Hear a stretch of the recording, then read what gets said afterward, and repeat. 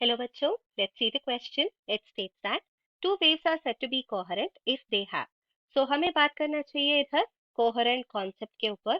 So हमारा key concept है coherence.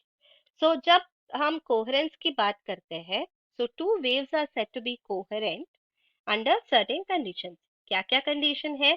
दो waves के बीच में constant phase difference होना चाहिए.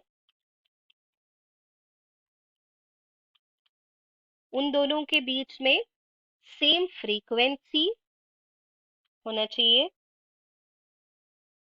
सेम फ्रीक्वेंसी मतलब सेम वेवलेंथ भी होना चाहिए. एम्पलीट्यूड के ऊपर कोई कंस्ट्रेंट नहीं है. कंस्ट्रेंट है हमारा एक constant phase difference, same frequency, same wavelength.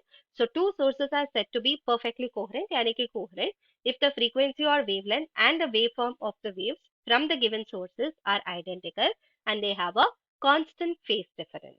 सो इन कंडीशंस को हम कहते हैं coherent conditions. So two waves will be coherent if they satisfy these three conditions. So अभी हम देखेंगे हमारा options का. Same phase but different amplitude ये चलता है. Same frequency but different amplitude चलता है.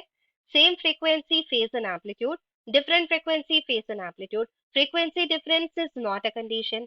So ये जो phase and frequency का conditions involved है वो है हमारा ऑप्शन सी. ये हो जाएगा हमारा करेक्ट ऑप्शन, क्योंकि हमारा पहला ऑप्शन में फेज जो कांस्टेंट है ये कंडीशन है बट फ्रीक्वेंसी के बारे में बात नहीं कर रहे हैं, तभी हम इसको डिस्क्वालीफाई कर रहे हैं.